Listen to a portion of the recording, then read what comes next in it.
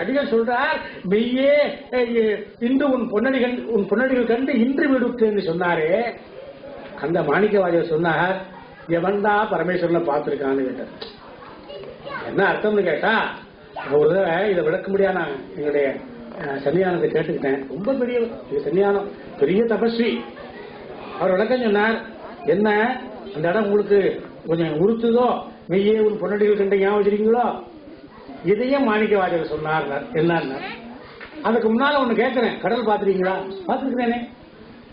கடலை பத்தி தெரியுமா? ஏதோ கொஞ்சம் தெரியும். கொஞ்சம் தெரியும்லாம் பேசக்கூடாது. நீளம் என்ன, அகலம் என்ன, ஆழம் என்ன, உள்ள என்ன இருக்கு, என்ன ஜந்துக்கள் வாழ்கின்றன, என்ன வகையான மணிகள் இருக்கின்றன சொல்ல முடியுமா? அதை எப்படி சொல்ல முடியும்? அதாயா கடவுள் நிலையும்.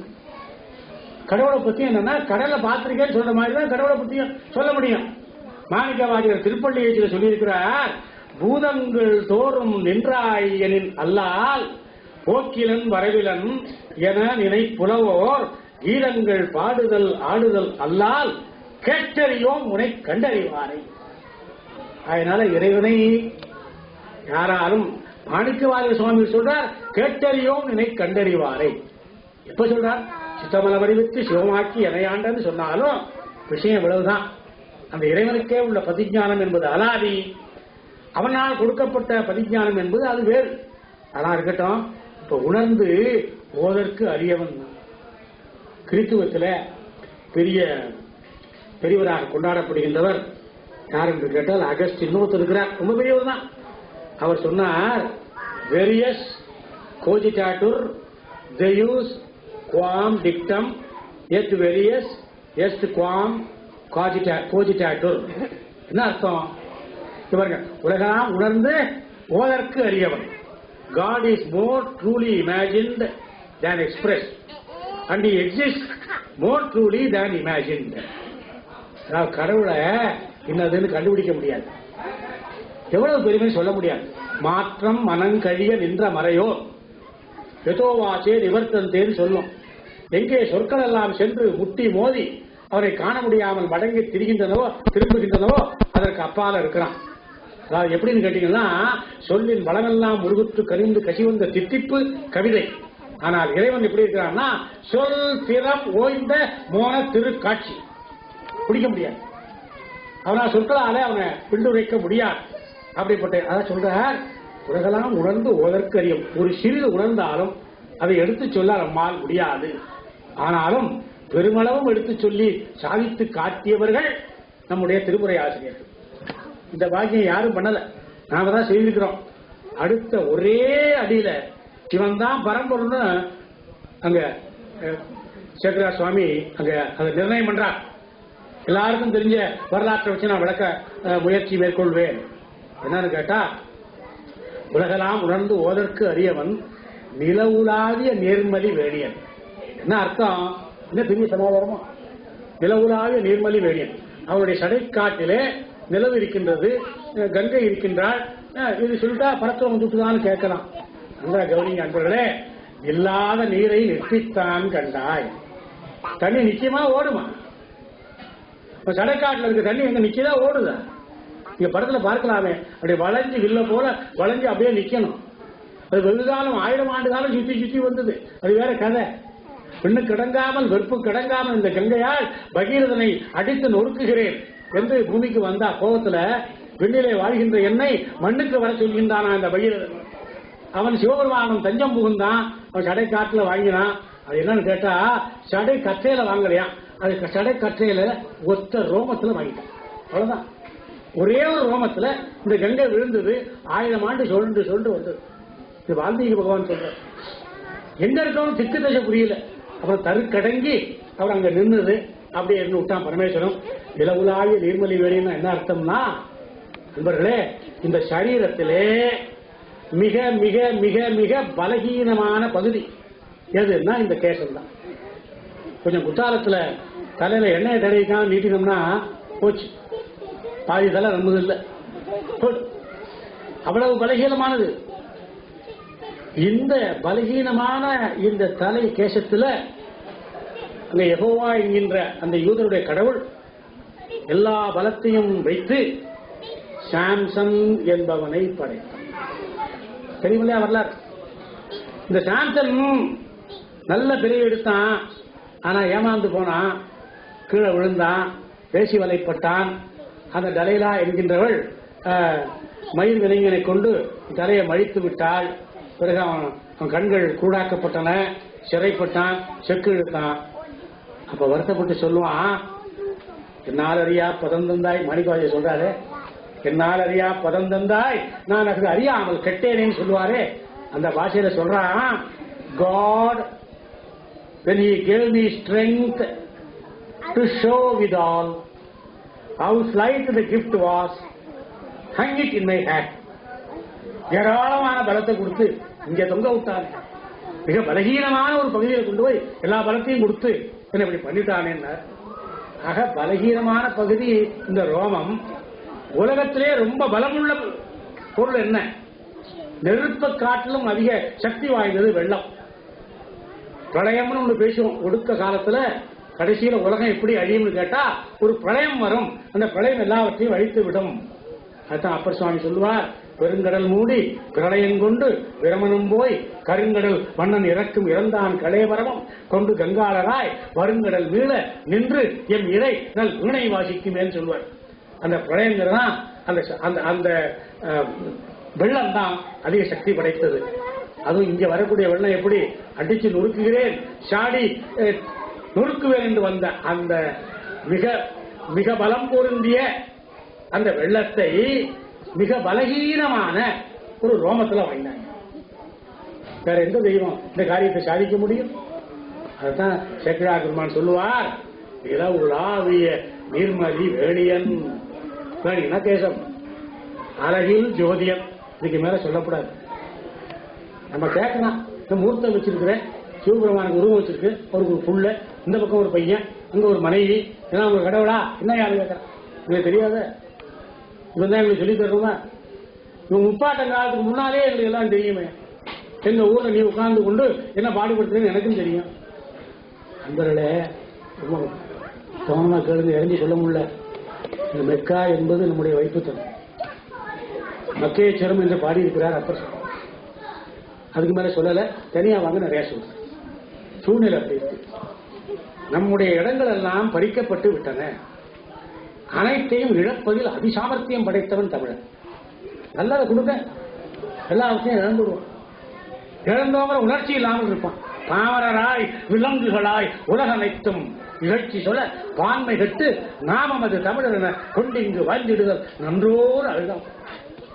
எதுக்கு உனக்கு தமிழர்னு பேரு? All of you are nominal Tamils. என்ன யோகியதை இருக்கு? தமிழுக்குரிய காரியத்தை எதை நீ சாதித்தாய்? எல்லாம் இழந்துட்டு உட்கார்ந்து இருக்கிறோமே. எவ்வளவு கொடுத்தார்கள், எவ்வளவு கிடைத்தன? இந்த திருமுறை எவ்வளவு கிடைச்சது நமக்கு? தேவார பாடல்கள் எவ்வளவு கிடைத்தன? காப்பாற்றினோம். ஆகவே எல்லாவற்றையும் இழந்து கொண்டிருக்கிறோம். ஆனாலும் கடல் கடந்தும் தொலையெட்டி வந்தும் இந்த நாகரிகத்தை காப்பாற்றணும் என்கின்ற அந்த வேட்கையோட காரியம் செய்கிற உங்களுடைய திருவடிகளுக்கு என்னுடைய உண்மையான வணக்கம். இதை விடாதீர்கள்.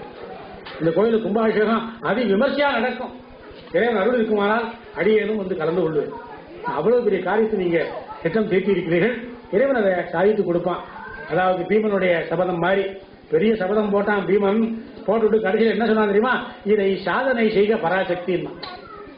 நான் ஏது கஷ்டப்படணும், இதை செய்து கொடுக்க வேண்டிய பொறுப்பு பராசக்திக்கு உண்டு சொன்னான். அன்பர்களே, என்ன சொல்ல வந்தேன்? இப்ப அழகில் ஜோதி என்று சொல்லுவோம். நம்முடைய தெய்வத்தை ஜோதின்னு சொல்லுவோம். இந்த ஜோதியை பத்தி என்ன சொல்றது? ஒண்ணு சொல்றேன், அடிக்கடி சொல்லக்கூடிய ஒன்றுதான். பாரதியார் எசகேடா பாடிடுவார். ரொம்ப எல்லாருக்கும் புரிஞ்ச மாதிரி இருக்குமோன்னு நினைப்போம். அங்க ஏதாவது விஷயம் விடுவார். என்ன சொல்றான்னு புரியாது.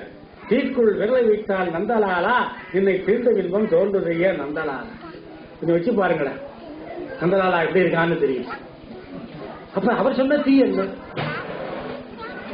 ஐயா, நான் அடிக்கடி சொல்றேன், மன்னிக்கணும், சாதிகள் இருக்கும், சாதிகளை உடைக்க கூடாது. தெய்வ சேக்கரா சொன்னார், சாதிகள் நெறியில் தப்பான்னு சொன்னார். ஆனா என்ன செய்யணும்?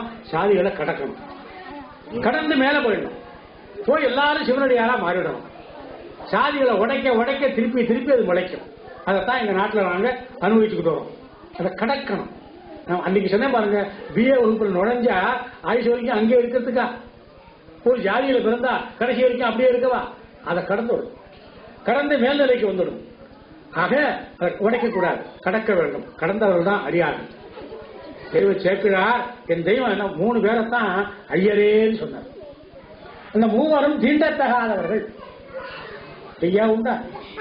கண்ணபரை பார்த்து ஐயர்னர், நந்தனாரை பார்த்து ஐயர்னர், திருவேலகண்ட யாழ்ப்பாணரை பார்த்து ஐயரேனர். பெரிய புராணம் கூட தேடி பாருங்க, பரமேஸ்வரனுக்கு ஐயர்னு பேர் உண்டு. மற்ற சேக்கிழார் யார் ஐயர்னு சொல்றான்னு கேட்டா இந்த தீண்டத்தகாத 3வர் தான் சொல்றார். தீண்டத்தகாதுன்னு சொன்னா நம்ம நாக்கு அழுகி போடும். அவர்தான் நம்முடைய தெய்வங்கள். வையத்தில் வாழ்வாங்க வாழ்ந்த காரணத்தினாலே வானுரையும் தெய்வத்துள் வைக்கப்பட்டவர்கள். அவர்கள் தான் நமக்கு அனுகிரகம் செய்கிறார்கள், மறக்கக்கூடாது. இப்ப என்ன ஆயிற்று? அழகில் ஜோதியன் அம்பலத்தாடுவான். அழகில் ஜோதி என்ன அர்த்தம்னு கேட்டா, இந்த நெருப்புல எத்தனை ஜாதி பாருங்க. நெருப்புல ஜாதியா இருக்கு? அன்னைக்கு சொன்னேன், அதான் திரும்பவும் சொல்ல போறேன். நெருப்புல ஜாதியானா ஆமா என்னன்னு கேட்டா, அன்பர்களே வீட்டுல கும்பிட்டி எடுப்பு இங்கெல்லாம் கிடையாது. பழைய நாள்ல தமிழ்நாட்டில் ஒரு வீட்டில் சின்ன கும்பிட்டி வச்சிருப்பார்கள், அதுலதான் நெருப்பு உண்டாக்குவார்கள். குடிமட்ட நாரை போட்டு ஊதி பட்ட பாடு கொஞ்சமா ஊதுவார்கள். அந்த நெருப்புல ஒரு 10 வாழைப்பழத்தை உரிச்சு போட்டா என்ன ஆகும்? நெருப்பு அவிஞ்சு போயிடும். இந்த 10 வாழைப்பழத்தை உரிச்சு வயதுல போட்டா என்ன ஆகும்? வாழைப்பழம் அவிஞ்சு போயிடும். அது பௌதிக அக்னி. இங்க இருக்கிறது ரொம்ப ஜாடரா அக்னி. இந்த ஜாடரா அக்னி அதை விட வலிமை முடியும். இதை விட உத்யுத் மின்னல், அது ஒரு ஊரையே அழிச்சிடும். கேட்டா எந்த பெரிய நெருப்பா இருந்தா எனக்கு இல்லையா, கர்மாவா அழிக்குமா? இவ்வளவு பாவம் செஞ்சிருக்கேன் அழிக்குமா? ஒரு அக்னி அழிக்கும். அதுக்கு என்ன பேரு? ஞானாகினின்னு பேரு. அது எங்க இருக்குன்னா சிவபெருமான் நெற்றிக்கண்ல இருக்கு. அவர் என்ன செய்தார்? காமனை பிரித்தார். காமன் அர்த்தம், காமம்னாலே விருப்பம் அர்த்தம். மற்ற நம் காமங்கள் மாற்றேரோர் எம்பாவாய் ஆண்டாள் பாடியிருக்கிறார். ஆக இந்த காமம், இந்த காமத்தால்தான் கர்மா என்பது தோன்றுகின்றது. கர்மாவை ஏதாவது எரிக்கும்னு சொன்னா அதுக்கு பேர் தான் எம்பெருமானுடைய நெற்றிக்கண். அதுதான் ஞானாகினி. அந்த அக்னிக்கு அளவு உண்டானார், அது சொல்லவே முடியாது. அழகில் ஜோதியம், ஆதியும் அந்தமும் இல்லாத அரும் பெரும் ஜோதியை யாம்பாட கேட்டேயும் சொன்னார் இல்லையா? ஆக அப்படிப்பட்ட ஜோதி அம்பலத்தில் ஆடும்னார். அம்பலம்னா தில்லை மட்டும்தானா? அன்பர்களே, ambalam is the ether of consciousness. இதுதான் அம்பலம். அது அம்பலமா வச்சிருக்குமா, குடிசையா வச்சிருக்குமா, இன்னைக்கு வேற நிலையில வச்சிருக்குமா நமக்கு தான் தெரியும்.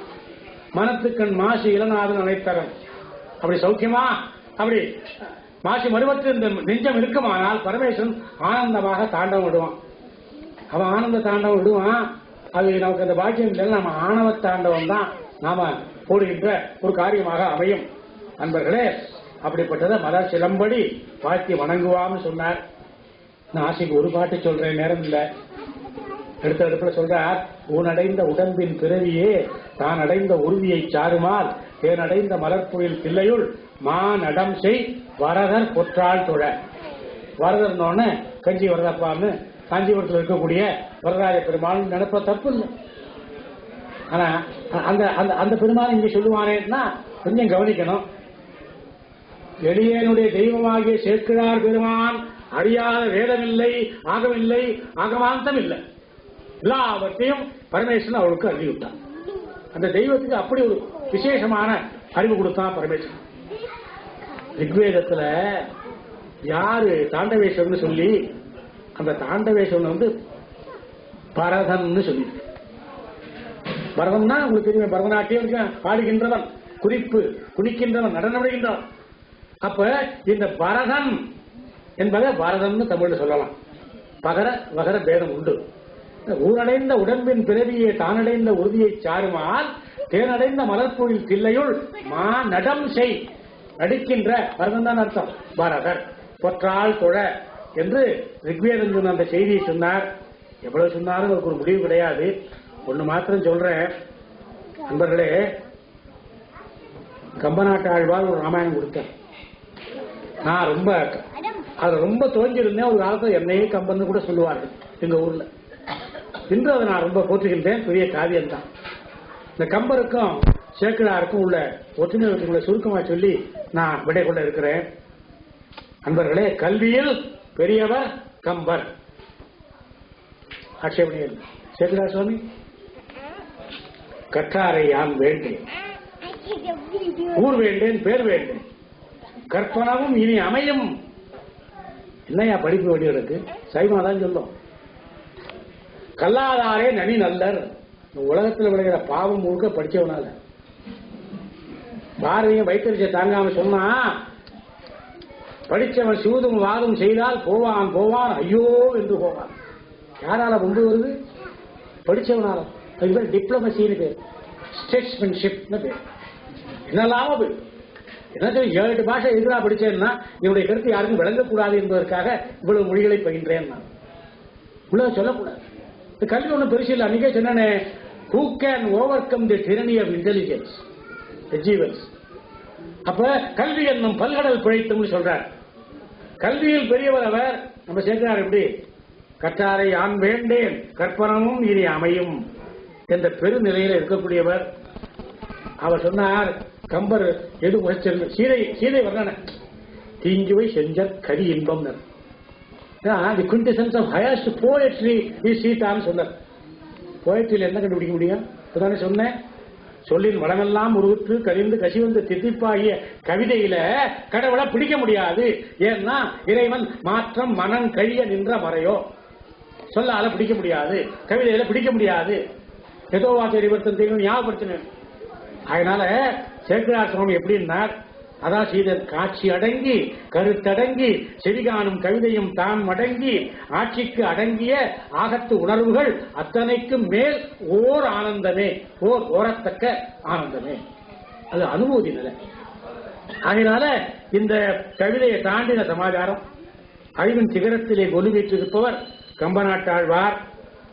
அனுபூதியின் மணிமுடியில சிவயோகம் செய்து கொண்டிருப்பவர் தெய்வ சேக்கிழார். சொல்லின் சுகநிலையில் கவிமலர் பறித்து அலங்கல் வனைபவர் நம்முடைய கம்பநாட்டாழ்வார். இவர் சொல்லறிய சிவ யோகத்தை சிவபோகத்தை உண்டு தேக்கறிந்து திளைத்திருப்பவர் தெய்வ சேக்கிழார். தமிழில் தோய்வுள்ளார் யாருமே கம்பநாட்டாழ்வாரை புரிந்து கொள்ள முடியும். தமிழறிவிற்கு எனக்கு பெரிய புராணம் புரியணும்னா ஒன்றும் நடக்காது, சத்தியமா நடக்காது. இதை 40,000 கோயில் சொல்லு, முருகன் சாட்சி இருக்கு. தமிழ் தெரிஞ்சா பெரிய புராணம் புரிஞ்சிருமா? சைவ சித்தாந்தம் புரியுமா? எல்லாம் தமிழ் தானே இருக்கு, நாம தமிழர்கள் தானே. எத்தனை பேருக்கு சித்தாந்தம் தெரியும்? அப்படி அது எங்க இருக்குது? அதாவது தமிழ் அறிவோடு தமிழ் சாத்திர அறிவும் இதோடு சிவானுபூதியும் பெற்றோரே குன்றை முனிவராகிய சேக்கிழாரை அறிய முடியும். முடிவு சொல்லட்டுமா? கவியின் சக்கரவர்த்தி கம்பர். இதுக்கு மேல போக முடியுமா? நான் ஒத்துக்கிறேன். கவியின் சக்கரவர்த்தி, கவிகளின் சக்கரவர்த்தி கம்பர், கவிகளின் தெய்வம் சேக்கிழார். மறக்காதீங்க, இந்த வித்தியாசத்தை மறக்கவே கூடாது. ஆகையினால இந்த பெருமானுடைய பெருமை நான் என்ன சொல்றது? சேக்கிழார் பெருமான் தான் பெருமான். அவர் அருளிய நூல் தான் நூல். பெரிய புராணம் என்பது சிவபெருமான் கொண்ட நூல் வடிவம். சாதாரண நினைக்க பெரிய புராணத்துல சிவன் இருக்கிறான். அது சிவன் எடுத்தா கும்பிடணும், பிச்சா கும்பிடணும், பார்த்தா கும்பிடணும். சிவபெருமானுடைய உருவம் உங்களுக்கு வேணுமா? பெரிய புராணம் தான். அப்ப என்ன, அருளாளருக்கு என்று அமைந்த ஆலயம் இந்த பெரிய புராணம். தெய்வ தமிழ் நிலையம், பதிஞான பண்டாரம், ஓமையிலா கலைஞானம், உணர்வறிய விஞ்ஞானம், புராணங்களின் அரசு, திருமுறைகளின் மணிமுடி, உயிர்த்து நிற்கும் சித்தாந்தம், உறவு கொள்ளும் வேதாந்தம், ஆகவாந்த பீடபூமி, முனிவர்களின் இதய கமலம், சைவ சமய சஞ்சீவி, தெய்வமா கதை, சைவமா சரிதை, மதுரமாய். இதுதான் முக்கியம். சொல்லுதான் என்ன அர்த்தம்னா, ஒரு சொல்லு பயனுடைய சொல்லா என்ன, அது செவியில் நுழையும் பொழுதே மதுரமாய் இன்பமாய் மதுரை தரக்கூடியதாய் செவியில நுழைந்து உள்ள இறங்கி அந்த கரணங்களை சுத்தி செய்து இந்த ஆன்மாவுக்கு உறுதி பயக்கணும். அதுக்குதான் சொல்லுன்னு பேர். அத்தகைய சொற்கள் கொண்டு சமைக்கப்பட்ட புராணமே பெரிய புராணம். சேக்கிழார் பெருமானையும் பெரிய புராணத்தையும் வணங்குவோரை வணங்கி அமைகிறேன். வணக்கம்.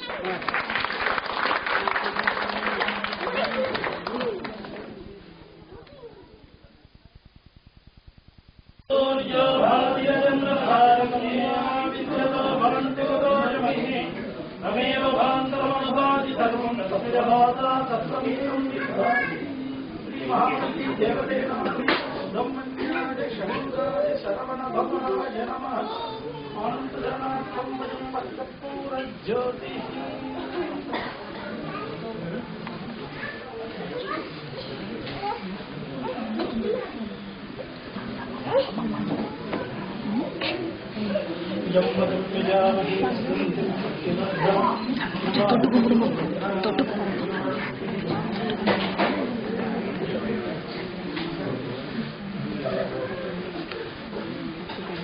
नमो भवति जायमानो अन्ते दुर्गमे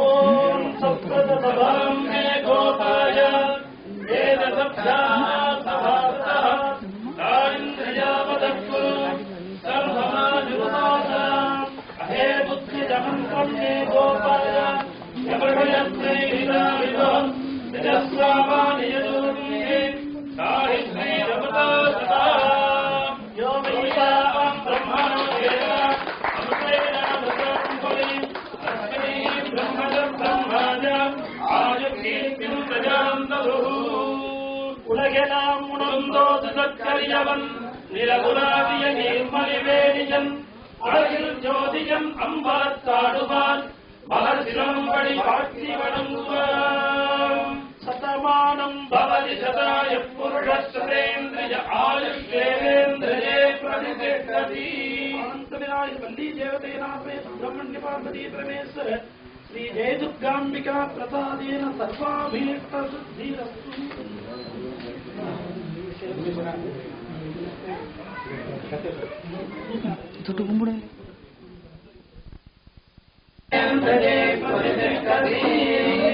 वल्ली देवदेनामे सुब्रह्मण्य प्रसादेन सर्वाभीष्ट सिद्धिरस्तु